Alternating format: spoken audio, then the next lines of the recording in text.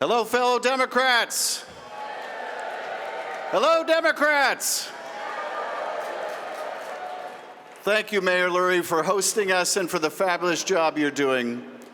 Thank you to the towering legislator who has driven so much of our progress in the 21st century, San Francisco's own, the greatest speaker of all time, Nancy Pelosi.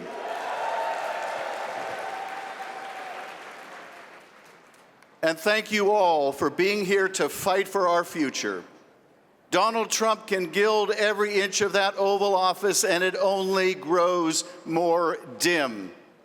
But every time we stand up for the values that we hold dear, the golden state shines ever more brightly. I am honored to be here as your senator. I also wear, as a badge of honor, the White House latest title for me. They call me One Sick Puppy. Well, let me tell you something. This is one puppy Kristi Noem better hope she never comes across.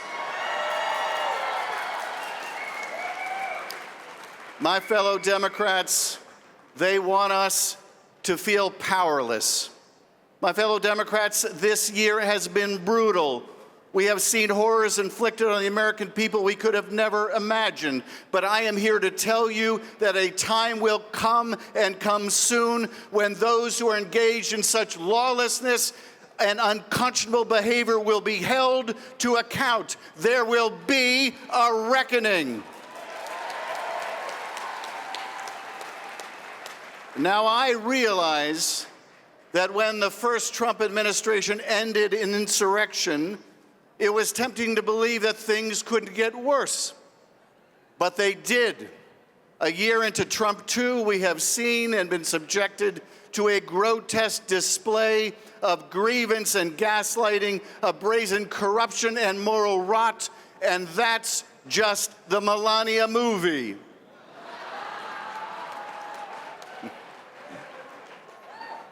The parade of horrors is all too real.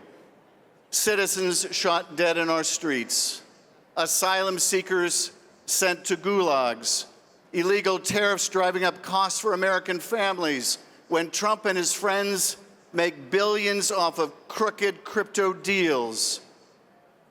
With every unlawful executive action, every white nationalist dog whistle, every university extorted, every media organization forced to submit, Trump and his MAGA enablers have tried to exhaust our will to fight back. They want us to feel powerless in the face of this onslaught, but we are not powerless. Far from it. True, the spineless Republicans in Congress will not save us. True, this Supreme Court sure as hell won't save us. But we, the people, have the power to save ourselves, to save our country, and to save our democracy.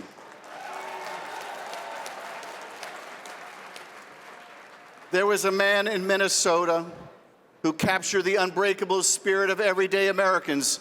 Protesting was risky, he told a reporter, but he said he had to be out there doing whatever he could. And so he took his ski goggles from his 6-year-old daughter to protect his eyes from the tear gas and mace, and he went to stand up for his neighbors. Parents driving other families' kids to school to protect them from arrest and deportation. They demonstrate our power.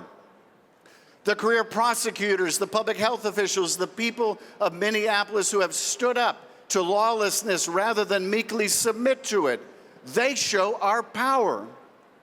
The lines around the block of Californians voting in a referendum on reapportionment of all things, that is our power. That is how we send a resounding message that when you poke the bear rips your fucking head off.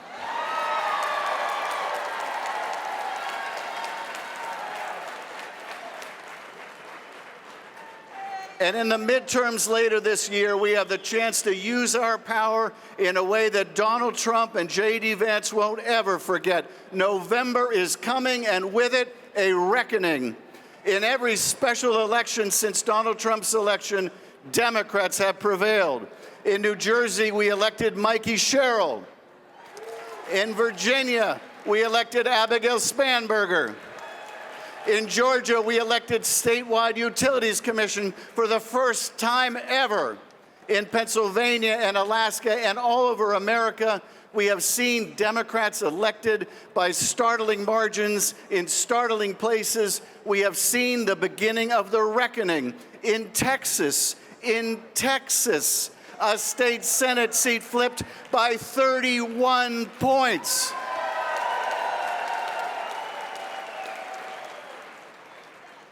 The reckoning is coming, but this can only happen if we stand fast, if we stand together and stand strong. So what will it be? Are you ready to say to Donald Trump and his MAGA lackeys that we are mad as hell and not going to put up with it anymore, that we have had enough?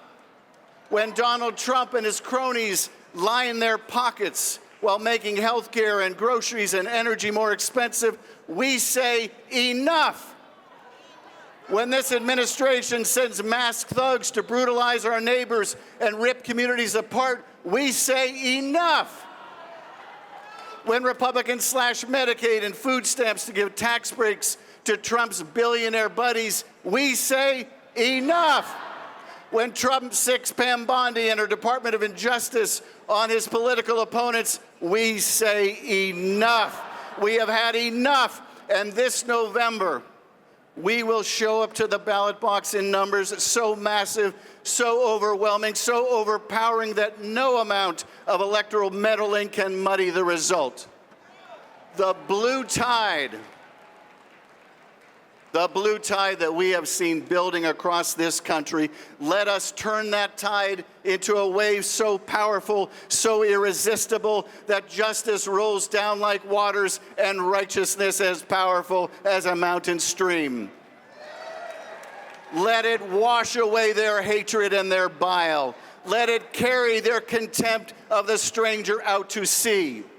Let it bring our ship of state to a better place, the place our ancestors dreamed of, where the streets were lined with gold and not the fool's gold of the gilded ballroom, but the precious metal that shines with freedom, with love, and with respect for all.